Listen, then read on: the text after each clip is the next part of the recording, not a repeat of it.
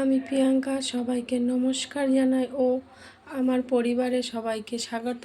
আজ আমি রান্না করব সয়াবিনটা ভিজাবো গরম জল দিয়ে, বিশাল বয়লিং। জলটা গরম করে নিচ্ছি, জলটা গরম হোক, সয়াবিন ভিজাবো। জলটা গরম হয়ে গেছে, সয়াবিনগুলো গরম জলের ভিতরে দেব, দিয়ে ভালো করে হাতা দিয়ে একটু নাড়িয়ে চাড়িয়ে দেবো, দিয়ে ঢাকা দেব। সেদ্ধ বসাবো, ডাল সেদ্ধ বসাবো।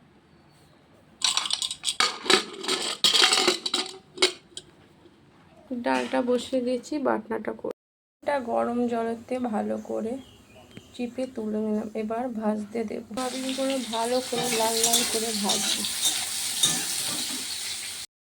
ভাজা হয়ে গেছে, সয়াবিনে মশলা দেওয়া হবে।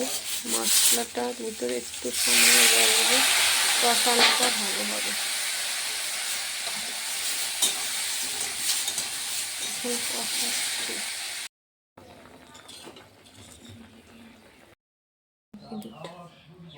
ডাল